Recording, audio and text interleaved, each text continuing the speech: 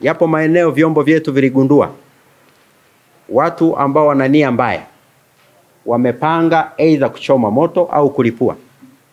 Vyombo vyetu viligundua mapema. Ndio maana wananchi wa mkoa wa Tabora mliona tuliweka vizuizi vingi huko mabarabarani, ili kuhakikisha kila anayeingia katika mkoa huu anaingia akiwa salama na atatoka akiwa salama. Baada ya kubaini vitendo hivyo na maeneo hayo ambayo watu hao walikuwa wamekusudia, kwa mfano walikuwa wamekusudia baadhi ya sheli hapa mjini, ikiwemo ile unaenda Sikonge pale, inaitwaje ile sheli ya Sizia, walikuwa wameibainisha katika orodha yao. Hapo katikati kwa Suma hapo Unique, hao wahalifu walikuwa wamebainisha katika orodha yao kwamba watailipua. Sasa hatujui walikuwa wanataka kulipua lini, lakini walikuwa wamebainisha. GBP walikuwa wamebainisha, Lake Oil walikuwa wamebainisha, Meru walikuwa wamebainisha, lakini walikuwa wamebainisha makazi ya viongozi wa serikali. Walikuwa wamebainisha ofisi na makazi ya viongozi na ofisi za Chama cha Mapinduzi na ofisi za serikali.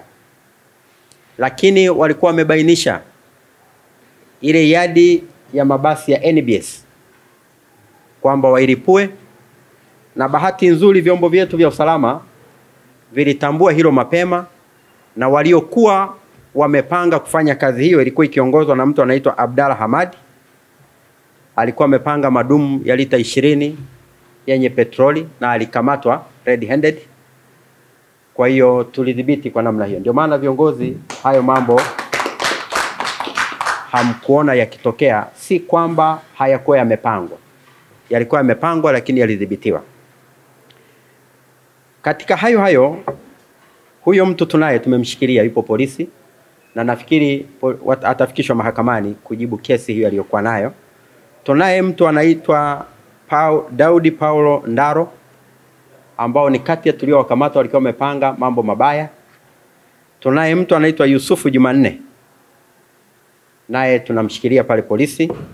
Kuna mtu anajulikana kwa jina moja tu la Warioba, tunamshikilia pale polisi.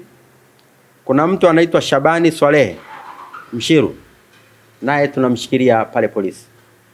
Tunao vijana 5 ambao tunawashikilia, jeshi la polisi limewashikilia, na baada ya hatua za kisheria kukamilika watafikishwa mahakamani. Wote hao walikuwa wamejipanga kwa namna tofauti kuhakikisha aidha sehemu nyingine zitachomwa au zitalipuliwa au kufanya maangamizi ya aina yoyote kulingana ambavyo walikuwa wamejipangia. Na mmoja akiwa ni mtumishi wa kujitolea katika hospitali yetu ya mkoa wa Rufaa Kitete, tunaye tumemshikilia huyo kijana, yupo polisi pale. Kwa hiyo na wengine wapo ambao tunawatafuta, baada ya kuona wenzao wamekamatwa, wao walikimbia. Lakini wahakikishieni wananchi wa mkoa wa Tabora, tutawakamata. Hawatakuwa na pa kukimbilia. Nchi hii ni moja, serikali hii ni moja, na hakuna kitu kinafanya kazi kwa weledi kama serikali. Hasa majeshi haya ya uchunguzi hawatakuwa na usalama popote watakapoenda katika viunga vya nchi hii. Mimi niwahakikishieni tutawakamata na vyombo vya sheria vitachukua mkondo wake.